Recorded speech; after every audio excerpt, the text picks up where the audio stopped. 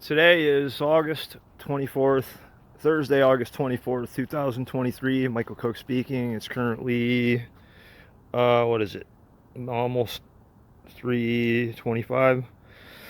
Um, Michael Cook here. I'm making this video to sort of make this audio recording in addition to the video. And typically I would walk around and I'd make an audio recording sort of expressing my line of reasoning or my rhetoric or my train of thought. But, I'm not going to do that in this particular video because I'm recording the video. But, what do I want to talk about? How about impressions? So, some people think that impressions, they're permanent, right? And impressions make an impact on people's reputations and stuff. There are some reasons why I'm talking about these subjects specifically, and it has to do with interactions that I have with people, right? So, over the years, I've had a lot of conversations with people. I've, had a lot of relationships with people. I have two children. I, almost married their mother many, many years ago. And, a number of things have happened over the years, which I'm not going to talk about in this particular video because they're my life story. And it would take a really long time to go over all that. But every once in a while, I'll see somebody that I remember from a long, long time ago. And sometimes the impressions between people, they don't change. And so what I mean specifically is sometimes I'll see somebody and I'll remember things that have happened in the past, and that they're probably thinking about those things whenever they see me. And maybe the case isn't consistent there, but impressions constantly fluctuate depending on how many interactions you have with people. So what I mean specifically is this. Some people think that first impressions last forever, but that's bullshit. And the reason why I can say that is because, think about how many people get together and then they break up, or how many people get married and then they get divorced, or, friends, they become enemies, right? First impressions don't last forever. And then there's another one that also has to do with impressions. You're only as good as your last day. So if first impressions last forever, but then you wind up doing something to where somebody says you're only as good as your last day, right? There's a chapter of time in between those two events, and that chapter of time is a relationship that somebody has had with someone else. Now, rich man Warren Buffett often, he has said this numerous times. I don't care what anyone says. When you get to be about my age and nobody thinks well of you, then I can't remember exactly what he said, but basically what that sentiment says is if you get to be about as old as Warren Buffett, and you don't have people that speak kindly about you, then you've failed miserably in life. Well, the thing is sometimes people just have more opportunities than other people. And further to that point, sometimes the amount of people that you're surrounded by, you have to consider at some point that some of the people that you're surrounded by, they might be toxic people. And this occurs everywhere. It's not like it just occurs in some little niche or some ghetto neighborhood where there's a low amount of money going around, or a lot of people that are like the ghetto of Albany, right? I used to drive around in Albany, New York, deliver newspaper or pizzas. Yeah, I used to have like 5 jobs at one point, and one of the jobs that I had, well, 3 of the jobs that I had were delivering pizzas in Albany, and 2 of those jobs I went down to the ghetto quite often. And what I mean by the ghetto is like Arbor Hill, or like the neighborhood where my father was murdered by Zontel Gordon on October 23rd, 1995. You know, I still remember working at Mild Wally's, and then somebody said that I had a delivery to Franklin or Plum Street or something. And I said, I don't want to take that. And like the manager was like, well, what do you mean you don't want to take it? I don't want to take it. This is where my father was murdered. And then they were like, oh, well, he's probably just bullshitting his way out of like having to take this delivery there. Like, no, it's like in the newspaper. My father was murdered there. I don't want to go there. And then like, you know, they got really pissed about it. But then the next day, my manager, Brian Cobbleman, he's like, you know, Mike, I'm really sorry to hear about your father. And, you know, I understand completely that you didn't want to go to that place. And like, this is a very big departure from the way the guy normally acted, right? Now, my first impression of Brian was that he was, you know, he has acted like a bit of a snob in many cases, but he's also been a pretty cool guy in many cases too. So I can say things that are positive about people, but I'll try not to say things that are negative about people if they've earned my respect, or like they haven't done something to screw me over, or if they haven't lied about me, or if they haven't done something shady or illicit or screwed up, right? Fact of the matter is,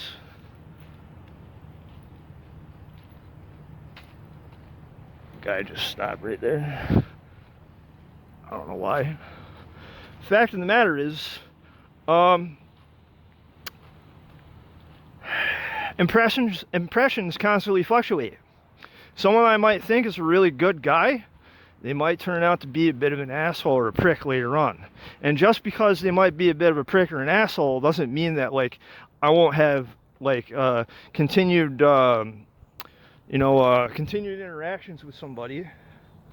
But the thing is like sometimes people will hold a grudge, and that is something about human nature that you're never going to eliminate that from the human condition. Some people hold grudges, and some people, I don't know. This is Shenandoah High School East. I've been walking through the campus quite often over the last few months. I'm not going to explain why, but what I will say is that I spent a lot of time here. I've known a lot of people that have gone to this school. I'm sure that at some points in a lot of my rhetoric, I might say something, or my inflections might give off this vibe that I'm not like, I don't have any insight into how I sound or I come across to other people. But that's not true. Sometimes I lose sight of some things, and that's accurate. But the fact of the matter is that in life we all make mistakes. I've mentioned this numerous times in my audio logs. I've also mentioned it in a number of my videos. And the fact of the matter is that some people make a lot of mistakes, and some people just flat out constantly spam the shit out of people with things that are false. You know, as long as those things are funny or like well received, then it doesn't matter if those false things are false. So like, take for instance this guy Beast Child on YouTube. Like basically every video that he does, he's talking about drugs or semen or some guy like jumping to his death, or sometimes he has like an interview with somebody and it's basically a mock interview. And like the dude comes up with a bunch of false things, right? Whenever he's making these annotations, you know, Ozman Reviews does this too. Ozzy Man Reviews, right? Like the thing is if it's funny, then that's okay, right? But sometimes people do this shit expecting to be taken seriously, right? And then people take them seriously, and that's a problem, because then that opens up like a warp gate to like a dimension where like someone that has like a case of severe mental retardation or something like that, they become very powerful, like, or what, I don't know, some form of power, fame, or riches, some combination thereof, And like oftentimes, this will happen to like really gorgeous women. You know, like I'm not gonna pull any examples out of thin air here. What I am gonna say is sometimes females go around like thinking, hey, why don't I get like my husband or my boyfriend to pay me just cause I can, just cause I can, cause like, you know, my looks, my appearance. You know, so sometimes that's what they'll do. They'll use their appearance to sort of pressure somebody that has, you know, a lot of cash, to give them some of that cash. And then as soon as they hand the cash over, they're like, mwah, love you, bye. And I'm not like annotating anything these people in front of me are saying. They just so happen to be there. So I'll let them go for a bit. Anyway, high school East. You know, about like 20 some odd years ago, was it 2023? So back in like 2001, 2001, September 11th, 2001. This is where I was when on Tuesday, September 11th, 2001, I was playing hacky sack out here. And I found out from like the announcer thing here, like that, and over there, students, we have an important interruption for today. It appears as if the United States of America has been attacked. You know, there's been a terrorist attack in Manhattan. Well, he didn't say any of that, but like the details, I found out on the shuttle ride all the way to Capital Region Career and Technical School. And so, there was Peter Jennings on the bus telling us how it really was down in Manhattan. It's like, holy crap, a second plane flew into the second tower. There's no way that that's an accident, folks. That's clearly intentional, right? But like in the aftermath of September 11th, 2001, right? World Trade Center 7 mysteriously collapsed in the same exact manner as, you know, World Trade Center 1 and World Trade Center 2. And then a lot of engineers, like civil engineering professors, such as civil engineering professor, man, I can't think of his name right now. Man. Well, another, I can't think of his name right now, but there's another guy, Leroy Halsey, Ziliquan, and Feng Zhao, right? They're like additional scientists and that study civil engineering and stuff like that, right? Robert Coral, that's the guy who I was thinking of. And, you know, these guys, like, they study engineering, how to build buildings that are like hundreds of times taller than this. And they don't fuck around when it comes to building buildings, right? So like the World Trade Center 1, 2, and 7 were subjected to a process called controlled demolition. And what that means is that somebody planned and staged those buildings to be destroyed ahead of those attacks, because that's what physics tells us. And then the National Institute of Standards and Technology, they issued a very flawed and redacted report regarding the grade of the structural steel and the grade of the concrete in World Trade Center 1, 2, and 7. And, you know, George W. Bush put a stamp of approval on this, you know, heavily flawed report. And then these civil engineering professors come out and they say, no, NIST is wrong. What happened was those buildings were subjected to controlled demolition. You know, I've built buildings and I've also destroyed buildings for a really long time. And, you know, you're not gonna convince me that like World Trade Center 7 collapsed due to diesel fires, right? And a lot of the people that I've grown up with, they think that like there's no way that there was an inside job there, because they believe the shit that they're told by the news agencies and the media. So like if the Central Intelligence Agency and the Secret Service had a whole bunch of offices in World Trade Center 7, And 1 and 2, um, what is not told to people is that the CIA was listening to Osama bin Laden ahead of time. Osama bin Laden attacked the World Trade Center in 1993, but he failed to really do any damage, right? And like, here's the best case that I can make. The strongest country on the planet, the United States of America, they're not just gonna like stop watching somebody that has like attacked the World Trade Center. They're gonna use every tool at their disposal, particularly the Central Intelligence Agency. They're gonna like follow this dude around like flies on shit. You attack the World Trade Center, that's where a lot of industry and commerce happens. But what they could also do is, well, we know that he's probably going to attack the World Trade Center again. So what if we install rods of thermite and then, like plan for like the building to be destroyed. And then what we could do is we can come up with the Patriot Act well before 9/11/2001, and then after the World Trade Center is attacked, then it'll take 6 weeks for us. It'll take 3 days for us to find out that it was Osama bin Laden that attacked the World Trade Center, and then it'll take like 6 weeks for us to pass the USA Patriot Act of 2001 into law, whereby causing the United States of America to empower the federal investigators with the tools that they need to perform,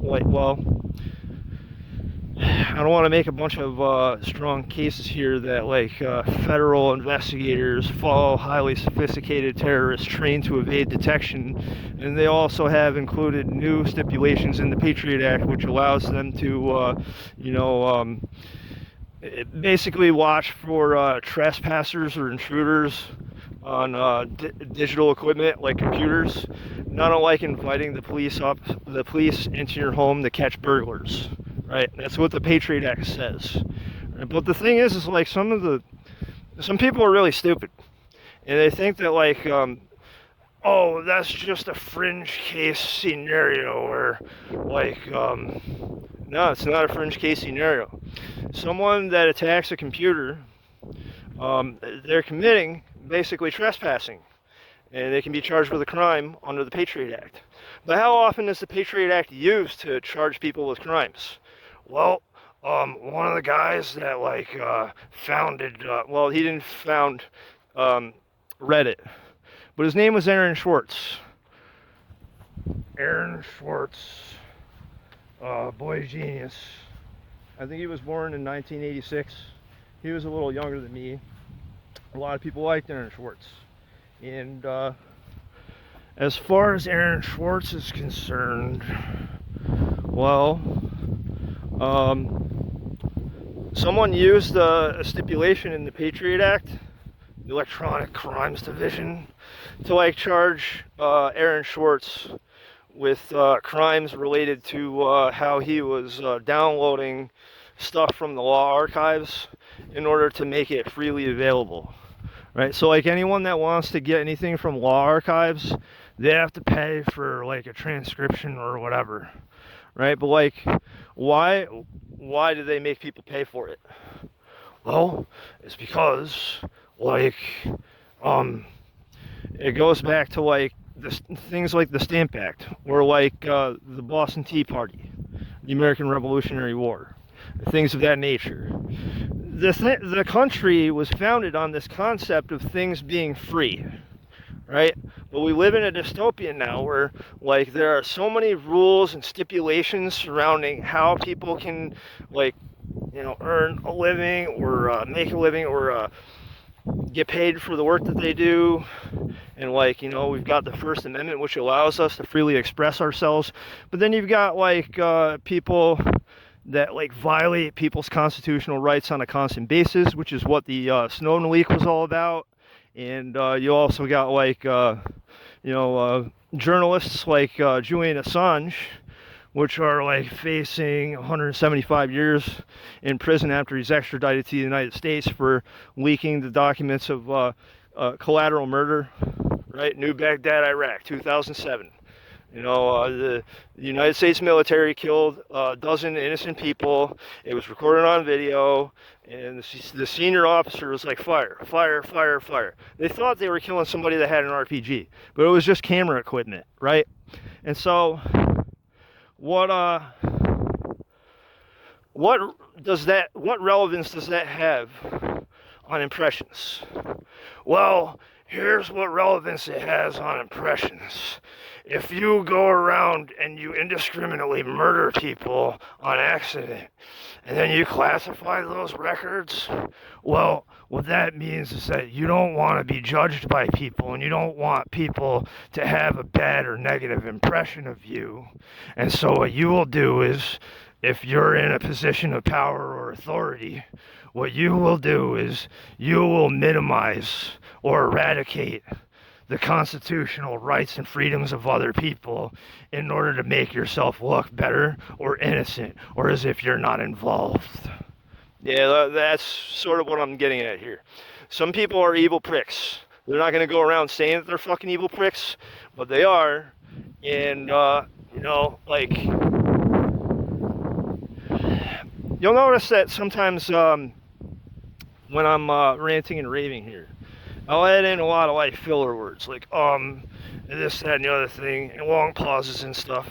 And I saw this video about how some guy was, who's like a speaking professor. He's like, every time that I hear the word I like freeze up and I'm like lost for words. Check this out. If I add long pauses to what I'm saying, and I think about what I'm saying, I'm going to speak a lot more slowly. I am going to have much more time to say what's on my mind, and therefore, the number of words that I am saying in any span of time at all is reduced. And further to that point, right now I probably sound rather sophisticated because I am adding plenty of pauses to what I'm saying in order to fulfill someone's impression who probably has a PhD on how I can do his job and a lot of other people's jobs and make highly respected people that get paid a lot of money who are fucking stupid look like idiots. And therefore, that is why I'm talking about impressions. Do I want to go around and intentionally make people look stupid or sound stupid or make somebody that makes a lot of money but look like an idiot because of the numerous mistakes that they make that they never audibly admit out loud? No, I don't really care to do that on every instance because it happens a lot. If I wanted to focus, if I wanted to put all of my energy toward that specific task, I would have an endless list of things to do every day. I would never be able to focus on the things that I want to do or that I want to talk about. And so sometimes I will think about how someone is going to perceive all the things that I'm saying, and that leads to impressions. Now, the reason why I'm talking about this specifically, as I stated earlier in the recording, sometimes I'll see somebody that I've known for many, many years, and like, I'll know before having a conversation with somebody whether it's pointless to try to talk to them or to tell them like anything that's going on or whatever, because they probably don't give a shit. You know, that's okay. Some people, they're never going to change, and people always change. But what I mean by people don't change, or people never change, in some cases, is because they believe that impressions last forever, right? So, first impressions last forever, and you're only as good as your last day. So, the thing of it is sometimes You might have a conversation with somebody that doesn't recognize you, or they've forgotten who you are. They didn't know who you were to begin with.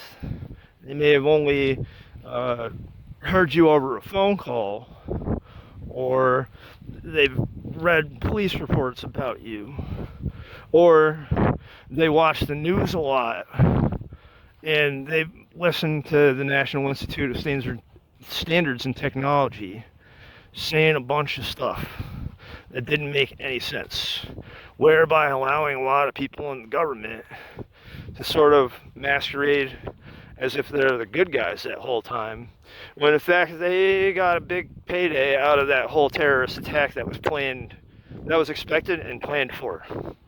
So what I'm saying is this. I know that a lot of people are going to struggle to identify with 9/11 was an inside job, but George W. Bush didn't put the idea to attack the World Trade Center in Osama bin Laden's head. No, Osama bin Laden had everything to do with those airplanes striking the towers. But he had nothing to do with the towers collapsing, nor the World Trade Center 7. And that is what I mean by blood is on both sides of the fence. Blood is on all of their hands, because they stood to gain a lot financially by keeping their fucking mouths shut. And so, what happens if someone in the government that has basically control of everything, like Donald Trump having the insurrection on January 6, 2021, I think anybody in their right mind that was like a Trump supporter that whole time is coming to the stern conclusion that the dude is the first president to ever be like charged with a number of felonies or indicted on a number of felonies and basically being ineligible or disqualified to hold office ever again. And so there are some limitations to like things in the Constitution. You can't go around threatening to hurt or kill people unless they've done something to hurt you. And so it doesn't change the fact that there's a lot of laws that prevent people from going around making threats, whether they're going to hurt somebody or whether they're going to kill them. There's a bunch of laws surrounding that. But there's a amendment in the Bill of Rights that is a portion of the Constitution of the United States of America, and it's the right to bear arms and to form a constitutional militia. And that's pretty important. A lot of people think that the Second Amendment is strictly the ability to have a gun. No, the Second Amendment is about forming a militia and holding people in the government responsible and accountable. So Benjamin Franklin, one of the founding fathers of America, served as a postmaster general and was the first president of Pennsylvania, which was the same thing as a governor back in the day. He invented bifocal glasses and a number of other things. All right, this dude, Benjamin Franklin, he used to say, "It is the responsibility of every citizen to question authority." And so what does all this have to do with impressions and stuff? Well, what this has to do with impressions is this. Everything that I've said in this particular video was meant to talk about how human relations between people, they're always twisted and turned and pulled and leveraged, and there's a dynamic that is constantly shuffled around back and forth. Personality over principle and principle over personality. And some people, they rely on their appearances, whether it's how they look, whether it's like who they are, or like their reputation, and how much money they have, how much property they have. Those things are all personality. And then principle is, what did you do to obtain all of those things, or what have you done in order to have the reputation that you have? And some people get it really, really twisted. And like the best case that I can make is that some people, like O.J. Simpson, they can go around and throw a fat stack of cash at a bunch of lawyers, and they can go into a courtroom and bamboozle a bunch of jurors when the police basically had the dude dead to rights for murdering Nicole Simpson and Ron Goldman. And so what you'll often find in history is that some people, they're above the law. The thick and thin of it. Some people are above the law. You know, some people like Hillary Clinton, they'll say things like, nobody is above the law. You know, the law's supposed to be respected. And, yeah. A lot of things Hillary Clinton has said has made plenty of sense. But, fact of the matter is, a lot of people, they're hypocrites. And she is one of them. And so is Donald Trump. And so are a lot of other people. And a hypocrite may have an opportunity to redeem themselves if they are accountable for their past mistakes or transgressions, and they openly admit those things. But the thing is in order to retain power or authority, you have to not talk about the mistakes that you make and not make them, because this influences people to think that people of authority, they don't ever make mistakes. Nah, it's just your interpretation that they made a mistake. You made the mistake. You had everything to do with World Trade Center 7 collapsing due to diesel fires. You know, it's stupid. World Trade Center 7 didn't collapse due to diesel fires. Saddam Hussein did not buy uranium yellow cake from Nigeria, or Iraq. Like Iraq never bought uranium yellow cake from Nigeria.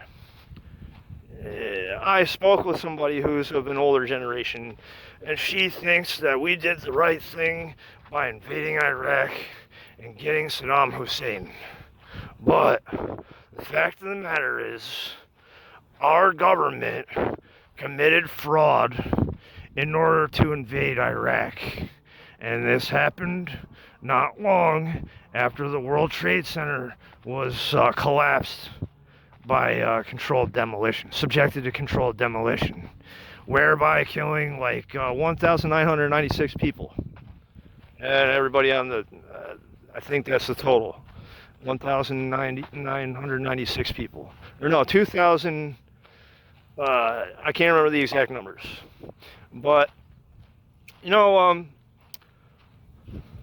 Rebecca Roth was an airline attendant, and she spoke about how she listened to the 911 calls. She spoke about how bad airplane phones were back in the day and everything. And you know, in many of the interviews that she's had, she's talked about how some things that were reported that day were flat out fucking impossible. And so, once you apply all these things to this train of thought and this whole video and everything, is what I'm saying going to be popular? Is it going to get a lot of attention? I don't think so, because I think that there's a part of the government that goes around and sabotages people's work and censors people, and I have numerous videos of this shit happening. And part about why people find it so hard to believe is because it doesn't happen to a lot of people, and if it does, then somebody would have done something about it if that were the case. But that's a manner of doublespeak. Doublespeak is basically when somebody says something, but it can be taken one way or another. And so people can say things that are a statement out loud, and the statement might be actually a bullshit statement. It might be a true statement, but it'd be false and true at the same time, both in neither. Quantum superposition or entanglement. Get that in there. Yeah, that's the thing about humanity is a lot of people think that there's only one way for things to work. No, there's always multiple explanations to every story, and there's always somebody who's going to try to censor pieces of it in order to make themselves look better. And these people, they will do the same process to make certain people look worse. And the blood will be on like all of their hands, but as long as they grab some hand sanitizer and bleach and they, think surgically like Dexter, then they can go around and basically get people to look like a scapegoat. Anyway, that's going to do it for this video. End vlog.